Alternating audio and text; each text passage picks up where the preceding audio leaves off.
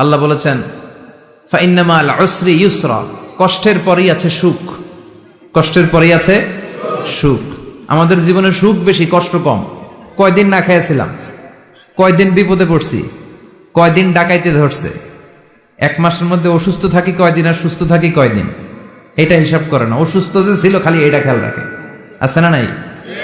তার মানে ইন্না মাল উসরি ইউসরা, দুঃখের পরে আছে সুখ, মোটিভেশন, প্রাণটা আবার উদ্বেলিত হয়ে ওঠে। তাই তো আসলে তো দুঃখের পরে সুখ। এজন্য কষ্ট যখন পাবেন, অসুস্থ যখন হবেন, ওইখানেও আনন্দ করবেন, কারণ সামনে আরাম আসতেছে। সুবহানাল্লাহ পড়েন।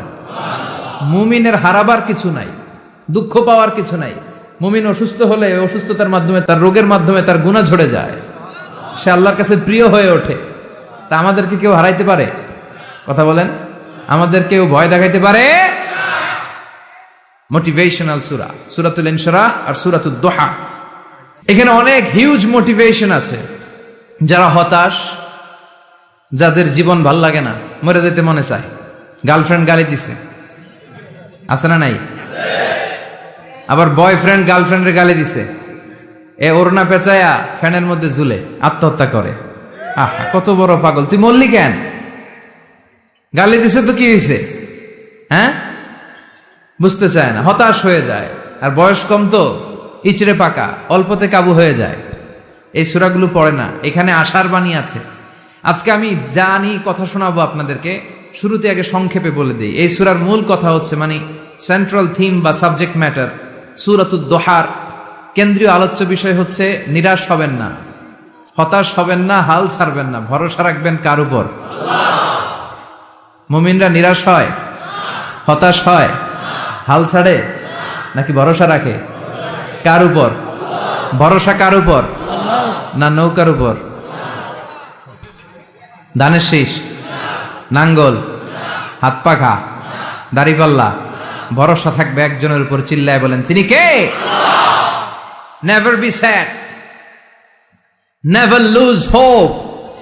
Every time you feel like you cannot go on, you feel so lost that you are so alone. Don't despair and never lose hope, 'cause Allah is always by your side. Insha'Allah, Insha'Allah, Insha'Allah, you'll find your way. Insha'Allah, Insha'Allah, Insha'Allah, you'll find your way. Every time you feel like you cannot go on, you feel so lost that you are so alone. Don't despair and never lose hope, 'cause Allah is always by your side. Insha'Allah, পড়েন, Insha'Allah, Insha'Allah, you'll find a way. Insha'Allah, Insha'Allah, Insha'Allah, you'll find a way. ঠিক কি না? কি সুন্দর nasheed. Never lose hope, you will find your way. তুমি তোমার পথ খুঁজে পাবে। আমাদেরকে পথ দেখায় কে? আল্লাহ। এজন্য সূরাতুদ দুহার কেন্দ্রীয় আলোচ্য বিষয় হচ্ছে হতাশ হওয়া যাবে না, নিরাশ হওয়া যাবে না, হাল ছাড়া যাবে না, ভরসা রাখতে হবে একজনের উপরে। চিৎকার করে বলেন, তিনি কে? আল্লাহ। হতাশ যারা, ফ্রাস্ট্রেটেড, আপসেট পিপল, তাদের জন্য, হতাশ ব্যক্তিদের জন্য এই সূরাটা একটা আলোকবর্তিকা, একটা আলোর মশাল। এই সূরাটা পড়লেই হতাশ ব্যক্তিরা মনে শান্তি পায়, আশা ফিরে পায়, দিক ফিরে পায়। ঠিক কিনা? এই সূরাটা নাজিল হওয়ার একটা ব্যাকগ্রাউন্ড আছে, শুনবেন। বিষ্ণু ঈসা ইসলামের কাছে যখন ওহী নাজিল হতে শুরু করলো, বিষ্ণু ঈসা ইসলাম ওহীর কথাগুলো পৌঁছে দিতে লাগলেন। যাই নাজিল হতো বিষ্ণুনবী পৌঁছে দিতেন। বিশ্বনবী সাহাবাদের কাছে শেয়ার করে দিতেন, যেটাই নাজিল হতো তিনি পৌঁছে দিতেন, যেটাই। কারণ আল্লাহর আদেশ, ইয়া আইয়ুহার রাসূল বাল্লিগ মা উনজিলা ইলাইক, ও নবী আপনার কাছে আমি ওহী থেকে যা নাজিল করি সব পৌঁছে দেন, একটাও গোপন করা যাবে। আল্লাহর কাছ থেকে বিশ্বনবী যে সমস্ত মেসেজ, ইনফরমেশন, তথ্য, রেভেলেশন, ওহী পেয়েছে, একটাও কি বিশ্বনবী গোপন করেছে? সব প্রকাশ করে গিয়েছে, সব শেয়ার করে গিয়েছে। বিশ্বনবী শেয়ার করতে লাগলেন। সকালে যা নাজিল হয় শেয়ার করেন, দুপুরে নাজিল হয় শেয়ার করেন, রাতে নাজিল হয় শেয়ার করেন, শেয়ার করতে লাগলেন। কিন্তু কি অবাক করা কাণ্ড, হঠাৎ করে এই ওহী আসার ধারাবাহিকতা আল্লাহ বন্ধ করে দিলেন। ওহী আর আসে না, আকাশ থেকে নতুন তথ্য আর নামে না। ঘটনা কি? ওহী আসে না কেন? তথ্য আসে না কেন? জিব্রাইল আসে না কেন? কোন বর্ণনা এসেছে 15 দিন, কোন বর্ণনায় 1 মাস, 3 মাস, এমনকি 6 মাস পর্যন্ত বর্ণনা পাওয়া যায় যে বিশ্বনবীর কাছে 6 মাস ওহী আসে নাই। বিশ্বনবী তো অবাক, ঘটনা কি? ওহী নামে না কেন? আর ওহী না আসলে তো বিশ্বনবী শেয়ার করতে পারে না। এতদিন যা আসতো বলে বেড়াতো, এখন আসেও না, বলতেও পারে না। কাফির মুশরিকরা বিশ্বনবীর গালি দিতে শুরু করলো, মুহাম্মদের রব মুহাম্মদের ভুইলা গেছে, মুহাম্মদের আল্লাহ মুহাম্মদের ছেড়ে দিয়েছে।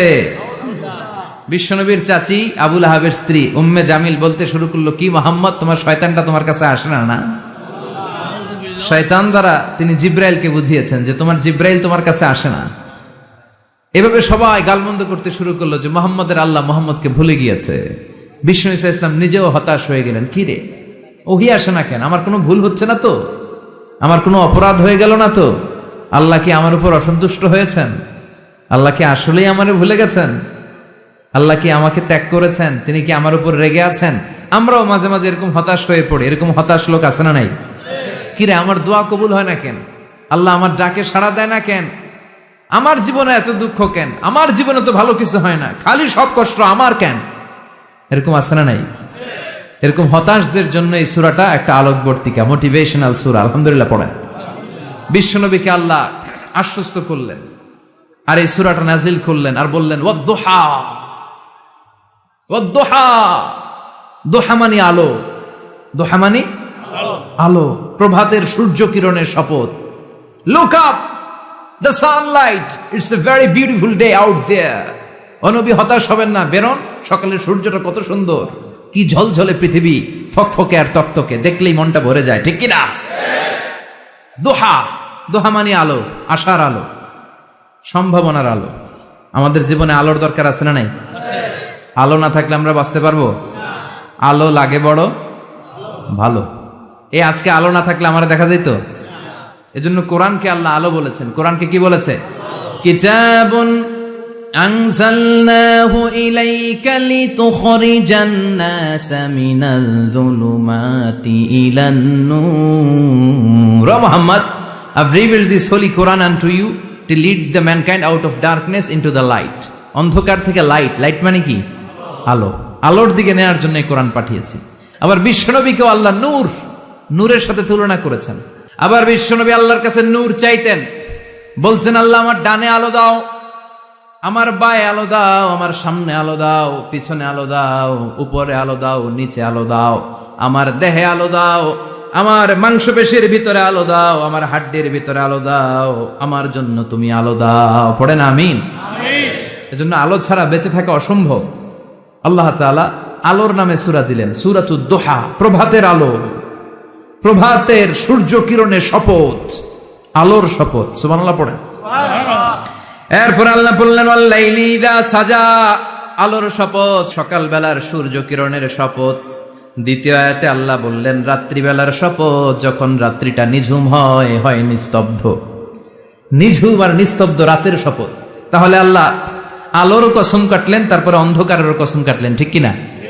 আলো দ্বারা মূলত আল্লাহ তাআলা ওহীর আগমনকে বুঝিয়েছে, আর অন্ধকার দ্বারা আল্লাহ তাআলা ওহীর অনুপস্থিতি বুঝিয়েছে।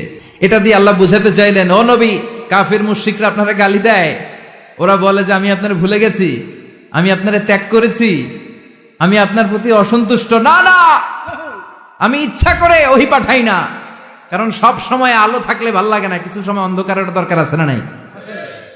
বুঝে শুনে উত্তর দিয়ে। 24 ঘন্টা আলো, 365 দিন খালি আলো আলো আরো আলো।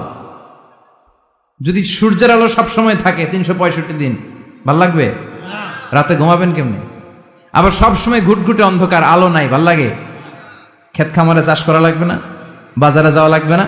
তার মানে আলোরও দরকার আছে, অন্ধকারেরও দরকার আছে। এটা দিয়ে আল্লাহ বুঝাতে চাইলেন নবী ওহী নাজিল করা যেমনি দরকার আছে, মাঝে মাঝে ওহী বন্ধ রাইখা আপনারে বিশ্রাম দেওয়ারও দরকার আছে। চিৎকার করে পড়েন আল্লাহু আকবার।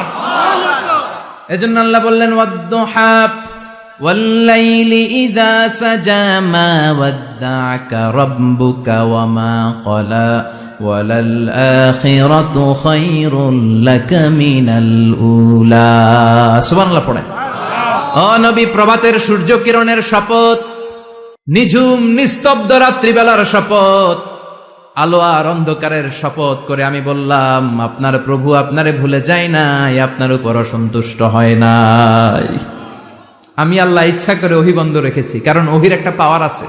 বারবার ওহী রিসিভ করলে আপনার স্নায়ু এটা সহ্য করতে পারবে না, আপনার দেহ এটারে বরদাস্ত করতে পারবে না। নবী, আমি আপনার প্রতি এত রহম দিল, এত ভালোবাসি, বারবার ওহী নিতে নিতে আপনার যে কষ্ট হয়, এই কষ্টটা আমার আল্লাহর সহ্য হয় না।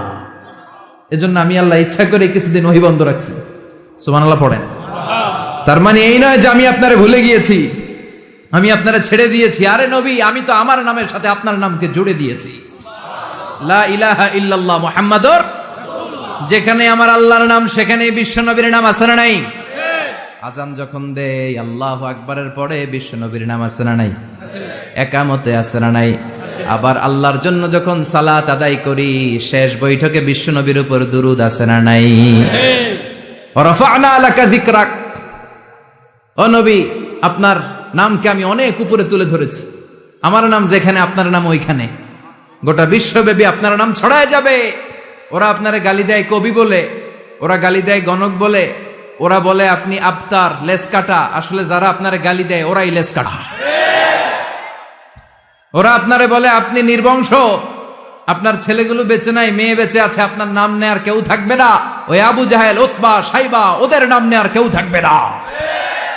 আপনি লেস কাটা নন, আপনি নির্বংশ নন। ইন্না শানিয়াকা, চিল্লায় বলেন ইন্না শানিয়াকা। যারা আপনারে গালি দেয়, যারা আপনারা নিয়ে কটু কথা বলে, ওরাই লেস কাটা, ওরাই নির্বংশ। ওদের বংশকে আমি আল্লাহই নির্বংশ করে ছাড়ি। চিল্লায় বলেন ঠিক কিনা? ও নবী, মা ওয়াদ্দা'আকা রাব্বুকা ওয়া মা ক্বালা। আপনার রব আপনারে পরিত্যাগ করে নাই, আপনারে ভুলে যায় নাই, আপনারে ছেড়ে দেয় নাই। আপনার রব ইচ্ছা করেই ওহী নাজিল বন্ধ করে রেখেছে। আমি ইচ্ছা করেই আপনারে প্রেসার দিতে চাই নাই গো নবী, কারণ ওহী রিসিভ করা অনেক কঠিন। এটা আস্তে আস্তে আপনি অভ্যস্ত হবেন। সুবহানাল্লাহ পড়েন। ওহীর একটা পাওয়ার আছে না নাই? আমরা তো কি মজায় মজায় কোরআন পাইছি। এই যে কি সুন্দর কোরআন নিয়ে বসি, পড়ি, তাফসীর করি, কি মজার কোরআন। আহা, এই কোরআনটা রিসিভ করতে যে বিশ্বনবীর কত কষ্ট হয়েছে। এই কোরআনকে আল্লাহ বলেছেন এটা কাউলান সাকিলা, very heavy and weighty word. এটা অনেক ওজনওয়ালা কথা। ইন্না সানুলকি আলাইকা কাউলান, এটার অনেক ওজন। এই কোরআনটা যদি পাহাড়ের উপরে নাজিল করা হতো, পাহাড়গুলো দুমড়ে মুচড়ে ভেঙে টুকরো টুকরো হয়ে খান খান হয়ে যেত। ঠিক কিনা?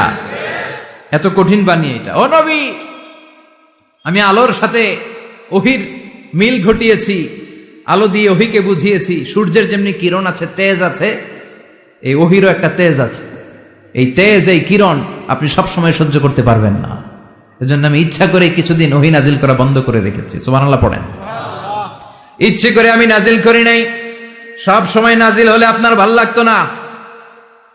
বুখারীর বর্ণনা, মা আয়েশা বলতেন শীতের রাতে, কনকনে মাঘ মাসের শীতের রাতে যখন বিশ্বনবীর উপর কোরআনের আয়াত নাজিল হতো, বিশ্বনবী ঘেমে ঘেমে একাকার হয়ে যেতেন। হাত্তা লা ইয়াতাফাসসাদু জাবিনুহু আরাকান, বিশ্বনবীর দাড়ি আর থুতনি বেয়ে ঝরঝর করে পানি পড়তো। আমরা কম্বল গায়ে দিয়ে থাকি আর বিশ্বনবী ঘামে। সুবহানাল্লাহ কইবেন না? এটা কাউলান সাকিলা, অনেক ওজনওয়ালা কথা। আবার বিশ্বনবী যখন ওটের উপরে বসে থাকা অবস্থায় কোরআনের আয়াত নাজিল হতো, ওটের বুকটা মুহূর্তের মধ্যে বালুর মধ্যে, জমিনের মধ্যে লেগে যেত। ঘোড়ায় চড়া অবস্থায় বিশ্বনবীর কাছে যখন কোরআন নাজিল হতো, ঘোড়ার পা গুলো মরুভূমির বালুতে দেবে যেত। মাঝে মাঝে বিশ্বনবী সাহাবাদের রানের উপরে, পায়ের উপরে মাথা দিয়ে শুয়ে পড়তেন, ক্লান্ত শ্রান্ত। যায়েদ বিন হারেসা, বিশ্বনবীর পালক পুত্র, তার পায়ের উপরে মাথা রেখে বিশ্বনবী একবার কথা বলতে বলতে ঘুমিয়ে পড়লেন। ঘন্টাখানিক ঘুমালেন। যায়েদ বিন হারেসা বলে, আমার কাছে তেমন কোনো কষ্টই হচ্ছে না, বিশ্বনবীর মাথাটা খুব বেশি ওজন মনে হচ্ছে না। ঘন্টাখানিক পর বিশ্বনবীর চোখ খুললেন, আর খোলা মাত্রই ওনার উপর ওহী কোরআনের আয়াত নাজিল করতে শুরু করলো কে? আল্লাহ। যায়েদ বিন হারেসা বলে, যখনই কোরআনের আয়াত নাজিল হতে শুরু করলো আমার মনে হচ্ছে বিশ্বনবীর মাথাটা 50-60 কেজি ওজন বেড়ে গিয়েছে। বিশ্বনবীর মাথার ওজনে আমার পায়ের রান ফেটে যাবে, আমার পায়ের হাড্ডি ফেটে যাবে, আমার পাটা ভেঙে খান খান হয়ে যাবে মনে হচ্ছিল। তার মানে কোরআনের আয়াত যখন নাজিল হয় বিশ্বনবীর উপর একটা প্রেসার আছে না নাই? এই জন্য আল্লাহ বললেন, নবী আমি আপনার ভুলে যাই নাই। কাফেররা যেমনি আপনারে গালি দেয় যে আমি আপনারে ভুলে গিয়েছি, আপনার উপর আমি অসন্তুষ্ট, নেভার, অসম্ভব। আমি আপনার উপর কখনো অসন্তুষ্ট নই, বরং আমি ইচ্ছা করি আপনার উপর থেকে প্রেসার কমিয়ে দেওয়ার জন্য কয়েকদিন ইচ্ছা করে আপনারে ছুটিতে রাখছি।